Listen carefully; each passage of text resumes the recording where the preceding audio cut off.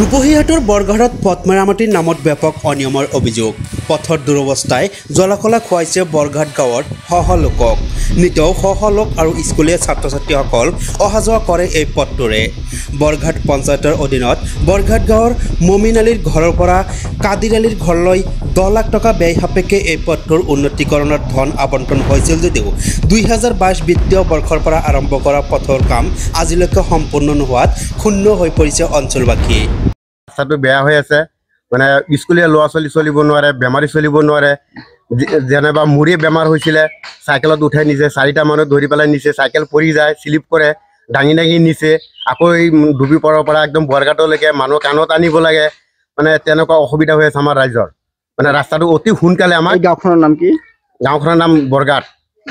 3 number ward. 3 number ward হয়। কিমান টকা আবণ্টন হৈছিলে? 10 লাখ। কিমান দিন আগত হৈছিলে এইটো? 10 লাখ টকাটো ধৰক না 2022-23-24 চনত হৈছিলে। এতিয়ালৈকে কাম সম্পূৰ্ণ হোৱা নাই? এতিয়ালৈকে একো কাম হোৱা নাই। 6 গাড়ী 10 গাড়ী মাটি পেলাই লৈ সিহঁতে ৰাস্তাটো মানে বন্ধ কৰি দিছে। কোনে কামটো কোনে কৰি আছে? ইছুব আলী বাবুল আলী কৰিছিল। কি হয় ইছুব আলী আৰু বাবুল? বাবুল আলী হ'ল প্ৰেচিডেণ্ট, মানে কাউন্সিলাৰ। বাবুল আলী কাউন্সিলাৰ আৰু ইছুব আলী হ'ল মানে এনেই মেম্বৰ হিচাপত। তেখেতসকলে কামটো কৰি হয়, তেখেতসকলে কামটো কৰি। 4 বছৰ বহি দিলে, কিন্তু কামটো সম্পূৰ্ণ হোৱা নাই। সম্পূৰ্ণ কাম হোৱা নাই। অলপ মাটি পেলাই ৰাস্তাটো মানে। গাঁওখনৰ নাম কি কৈছিলে? বৰঘাট। বৰঘাট জিপি।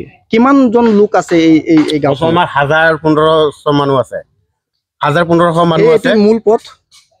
মূল পথটো হ'ল মানে ৰূপহী বৰ্মা ৰুটৰ পৰা মানুহবাৰত ডুবিমুখৰ পৰা সোমাই আহিছে চাব চেণ্টাৰলৈকে। হয়, এই ৰাস্তাটো অতি সোনকালে আমাক হ'ব লাগে। হৈ গ'ল, বেয়া হৈ আছে। 10 বছৰ। চৰকাৰে টকা দিছে 10 লাখ। চৰকাৰে টকা দিছে, ৰাস্তা কামটো কৰিব লাগে, কিন্তু এতিয়ালৈকে ৰাস্তা কামটো হোৱা নাই। আৰু এই ৰাস্তাৰ মূৰত একটা চাব চেণ্টাৰ আছে, অফিচাৰ মানুহ আহিব নোৱাৰে, স্কুল আছে, স্কুলত ছাত্ৰ ছাত্ৰী যাব নোৱাৰে, তেনেকুৱা অৱস্থা হৈছে ৰাস্তাৰ। কিমান দিন ধৰি আবণ্টন দিছে চৰকাৰে? এই 3 বছৰমান হৈ গ'ল। 3 বছৰমান হৈ গ'ল, এতিয়ালৈকে কাম সম্পূৰ্ণ হোৱা নাই। মাটি অলপমান পেলাইছে মূৰত, পেলাই জব কাৰ্ডৰ মানুহকেইটা তুলি পেলাই টকা উঠাইছে, কেইটামান উঠাই পেলাই সিহঁতে কামটো এৰি দিলে। কাম নকৰে। কোনে কৰি আছে কামটো? কামটো কৰি আছে ইছুব আলী আৰু বাবুলে। এই গাঁওখনৰ নাম কি কৈছিলে? বৰঘাট। খবৰ মানে এনি লাইভ 24/7 আৰু এনি লাইভ ডিজিটেল। যিকোনো খবৰৰ বাবে যোগাযোগ কৰক 9387734920 আমাৰ এই নম্বৰত।